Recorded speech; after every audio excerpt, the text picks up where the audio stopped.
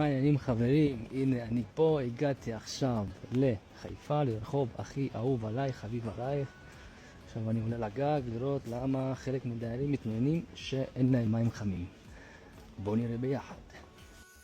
טוב, בואו נראה מה מחכה לנו. מה מחכה? טוב, אני שומע כבר שיש פה פריקה של אוויר. ככה אני כבר יודע שהמערכת הזאת לא עובדת, וכנראה הצד הזה. יש פה עוד צד ועוד צד, וגם פה יש פריקת אוויר, ואני כמעט בטוח כבר שבעיה היא שאין אספקת מים למערכת. לא יכול להיות ששלושת הצדדים פורקים לי פה אוויר. בואו נראה. אין פה זרימה, אין מים. יש פה משהו, איזושהי סתימה. בואו נבדוק. בואו נלך לשם, למרכזייה הקטנה הזאת, ונראה מה קורה פה. משאבות עובדות, מתאמצות. אני מקווה שלא נשרפה לנו פה איזה משאבה. טוב, הברז היו צריכים לשים פה ולא פה. עכשיו אני אפתח פה, יהיה לי פה פזדץ, ואין שם ברז גם. טוב, אין מה לעשות, נעשה ככה, נעבוד.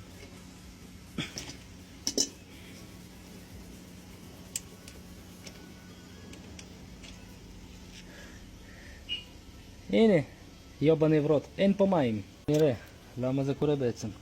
בדרך כלל במחצין לחץ הזה גם אני עובד איתם, זה איטלקי, וזה לא קורה הרבה. אבל פה זה קרה. הנה, חזר לעבוד בלי.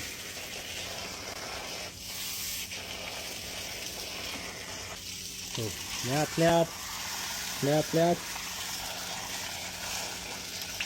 נעשה ככה ונעשה ככה.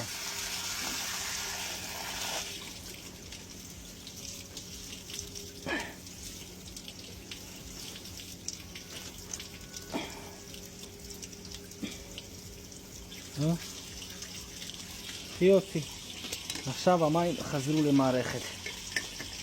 אני לא חושב שיש צורך פה בהחלפה שלו, כי אם זה היה סיני הייתי אומר יאללה ישר לפח זבל, אבל פה זה נדיר שזה קורה. טוב, אז אחרי שפתחתי פה את הסתימה, כל המשחררי האוויר פה תקינים, והם פשוט דחפו את כל האוויר ומילאו את הקולטים בעצם, וגם את הצנרת רייזרים. אני מרגיש עכשיו שכל הצינורות חמים, גם פה וגם פה. מצוין. סך הכל במערכת הזאת, מה הבעיה? לא הייתה אספקת מים, זהו, הייתה סתימה. משהו מאוד קטן ומאוד פשוט. אם אהבתם את הסרטון, תעשו לייק, שיתוף, עוקב, אפשר גם תגובות, חיוביות, שליליות, לא מפריע לי, הכל מקבל. ועוד דבר מאוד חשוב, אתה שצופה עכשיו בסרטון הזה, אם אתה רוצה לקבל 25% הנחה על עבודה שאני אעשה אצלך אולי בעתיד, מה שעליך לעשות, תשמע טוב, סך הכל ללחוץ על השיתוף ולשתף את הסרטון הזה, וזהו. וגם אם תבוא אליי אחרי שנה, שנתיים, 3, 4, 5 שנים, לא משנה, תצטרך שירות שלי, תראה לי את הסרטון הזה, תראה לי שעשית שיתוף, ואתה מקבל 25% על כל העבודה אוטומטית, לא משנה מה, להחליף מערכת, להחליף דוד, הכל 25%. שיהיה לכם אחלה יום חברים.